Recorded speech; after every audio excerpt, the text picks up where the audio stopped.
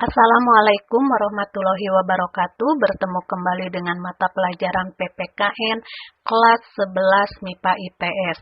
Nah, untuk kesempatan kali ini yang akan dibahas yaitu kasus pelanggaran hak asasi manusia, di mana hak asasi manusia itu merupakan hak yang diperoleh manusia karena kodratnya sebagai manusia. Seiring dengan perkembangan zaman saat ini, hak asasi manusia banyak dilanggar oleh manusia itu sendiri. Ada beberapa faktor yang menjadi penyebab pelanggaran HAM, yaitu faktor internal dan faktor eksternal.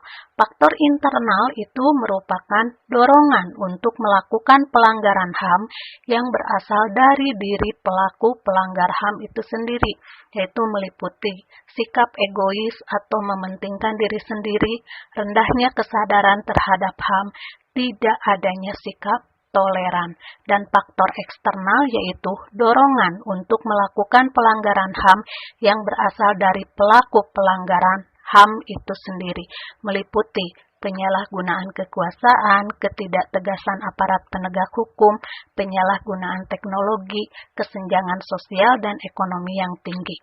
Jenis-jenis pelanggaran HAM. Jenis-jenis pelanggaran HAM ini dikategorikan menjadi dua jenis, yaitu kasus pelanggaran HAM ringan yang meliputi pemukulan, penganiayaan, pencemaran nama baik, dan menghalangi orang mengekspresikan pendapatnya. Adapun yang termasuk ke dalam kategori HAM berat, menurut Undang-Undang Nomor 26 Tahun 2000 tentang Pengadilan HAM, yaitu meliputi 1. Kejahatan genosida.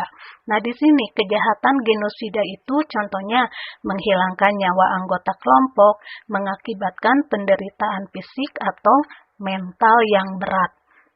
Yang kedua, kejahatan terhadap kemanusiaan. Nah, kejahatan kemanusiaan di sini yaitu salah satu perbuatan yang dilaksanakan sebagai bagian dari serangan yang meluas atau sistematik yang diketahui bahwa serangan tersebut ditujukan secara langsung terhadap penduduk sipil, yaitu bisa berupa tindakan penghilangan nyawa, pemusnahan, dan perbudakan. Juga bisa kepada pengusiran atau pemindahan penduduk secara paksa. Yang ketiga, adanya kejahatan perang. Nah, kejahatan perang di sini merupakan tindakan kejahatan atau pelanggaran hukum perang yang dilakukan oleh pihak pribadi yang sedang berperang. Ada juga selanjutnya tentang agresi. Agresi adalah penyerangan atau serangan dari suatu negara kepada negara lain. Nah, ada juga kasus pelanggaran HAM di dunia internasional. Contohnya, bentuk penjajahan yang terjadi pada masa lalu yang dilakukan oleh negara-negara imperialis. Nah, terus ada juga kasus pelanggaran HAM di Indonesia, yaitu contohnya kasus orang hilang atau kasus penghilangan nyawa para aktivis. Dan yang terakhir yaitu kasus pelanggaran hak asasi manusia di lingkungan sekitar. Selain kasus-kasus besar tentang pelanggaran HAM yang telah tadi disebutkan, terjadi juga kasus pelanggaran HAM di sekitar kita, yaitu di lingkungan keluarga, sekolah, ataupun masyarakat.